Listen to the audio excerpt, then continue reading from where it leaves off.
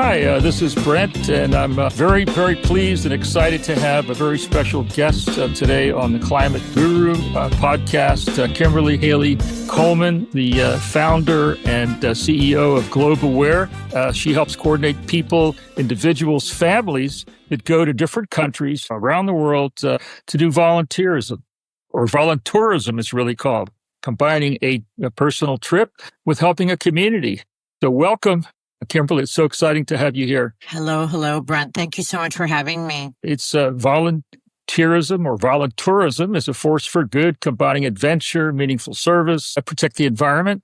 And much of it really, it helps communities. So we want to get into that. Before we do, I just want to say that Kimberly has a very distinguished background in academics and in the working world, made a transition around 2001 to create this marvelous organization called GlobeAware. So, Brent, like so many, I didn't actually know where I would end up. I decided to try and use my time in a meaningful way serving. And I contacted anybody I could think of, Habitat for Humanity, any sort of volunteering program. And I found that really nobody wanted me short term. Nobody wants to take someone off of whatever they are doing full time to oversee a very short term volunteer. The amount of time and training it takes makes it really an unsustainable equation. But anyway, that's how it really began. Pastor, for example, might have a project where he's building houses, these traditional houses in Africa, but it's an ongoing project. And your folks might come in, the volunteers might come in for a week, 2 weeks, 3 weeks to add a helping hand. So the project's ongoing, even if your folks come home. Well, there's a little bit of a wrinkle on that. It's not that we are building the same house and new teams of volunteers are coming in. A wattle and daub style home can be finished in a week. So we will build with our group of volunteers. Most of our projects we finish while the volunteers are there. Oh, wow. On occasion, there will be, it's too humid and the plaster hasn't finished. So maybe the next group will have to finish that piece before moving on to the next. But we're not building hospitals and roads and really large scale projects. We're tending to do smaller style homes. I was noticing the countries you're going to, of course, Latin America, Africa, Southeast Asia, Vietnam. You have organizations local and you have your own coordinators on the ground that make sure that things are organized and they'll be staying in a safe place and they'll have safe travel and there'll be someone there to guide them. All the reviews I've seen about GlobeAware are the marvelous reviews about the safety and the organization of what you're doing on the ground. Yeah. And, we really were restricted in many senses by those requirements. So for us, we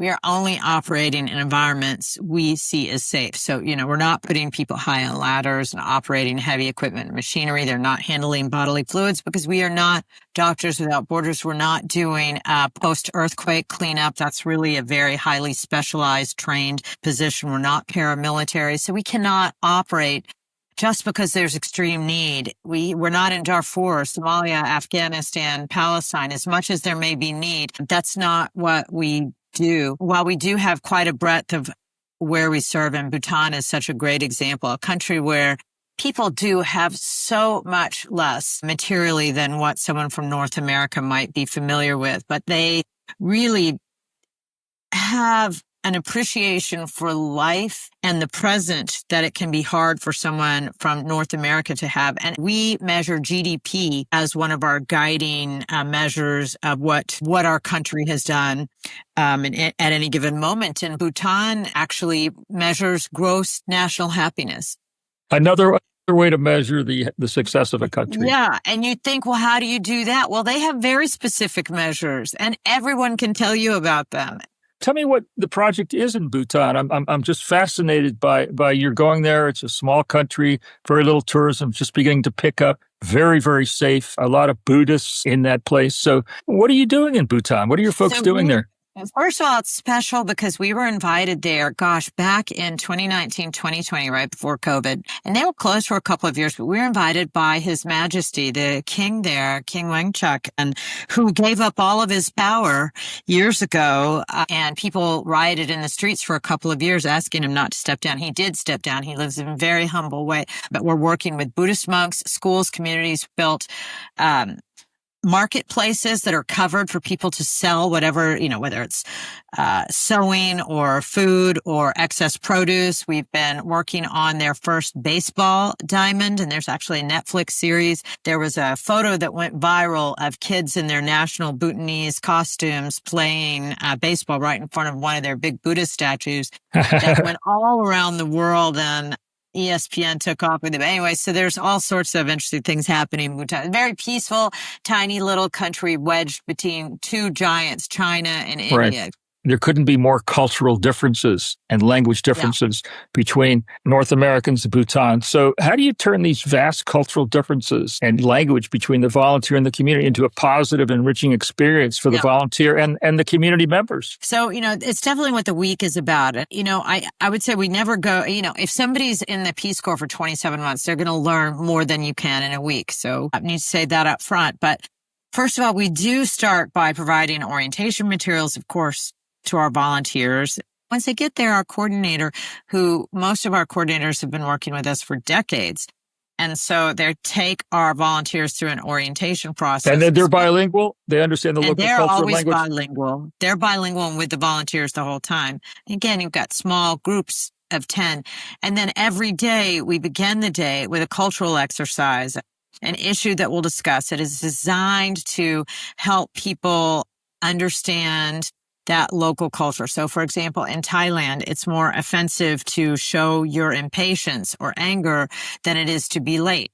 What does that mean when you're living in a culture? So we'll discuss something every day in each country. And then in the evening, we discuss something that it'll be a question like, what is a kindness you observed? Or it might be, what is something you are grateful for? So by the time that they arrive, we don't expect that they're speaking the language, so we will teach them a few words, but they're meeting the local community. And when they're learning how to do the project, they're usually watching, standing side by side people. They're not explaining it. And it's amazing how much you can get from being next to someone and observing, using your eyes and your hands. It's not all language. Right. We do have all the tools, right? The cell phones that can translate. Right. But we found people are often overly fearful about communication when they really don't need to be.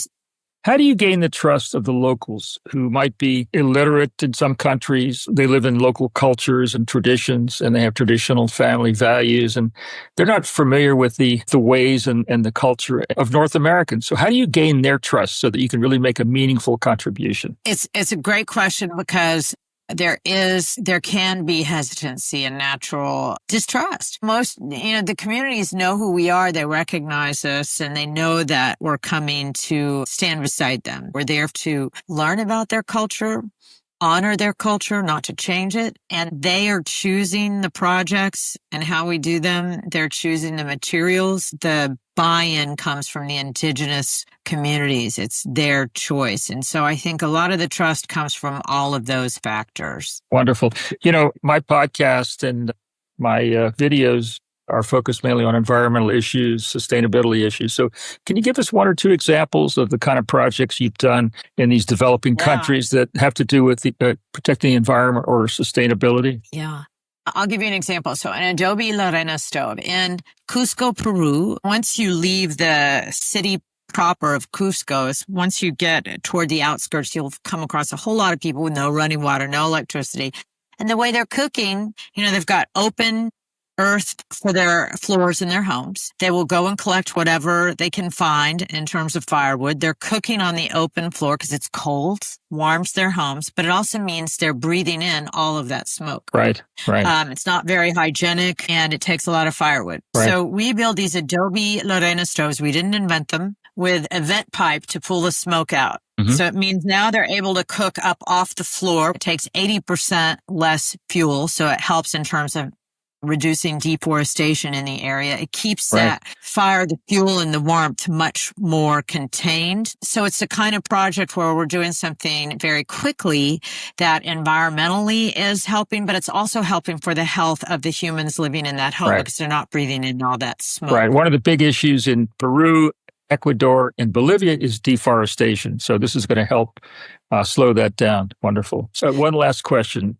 Folks that are listening or have heard of Global Aware before or learning now, how would they contact you? How would they qualify for to be a volunteer? What personal characteristics or other things do they need in order to qualify? And do you have a process where you screen them? So it starts with a willingness to do this, right? And so we make it pretty easy. It's like going on a cruise or summer camp in the sense that people go to our website and choose where and when they want to go and register in that way.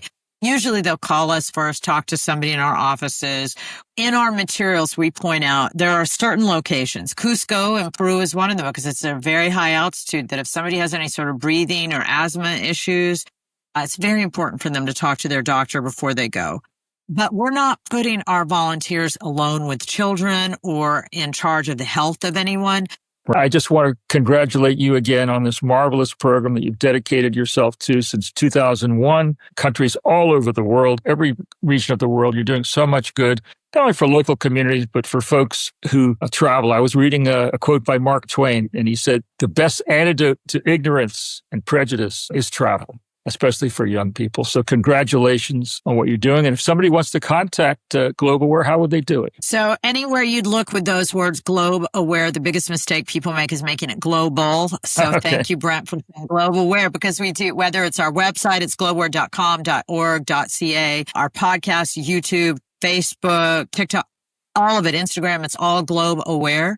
So that's how you find us. Wonderful. Thank you so much for spending your time with us and sharing your life and your interest in this and developing this on a global scale and doing so much for the communities and for the individuals, enriching them and broadening them, especially their children, to see how the whole world lives.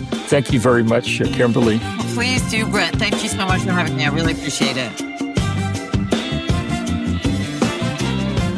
Thanks for tuning in to the Climate Guru podcast. Stay inspired, stay informed, and keep taking action for our planet's future. Until next time, and remember, together we can make a difference.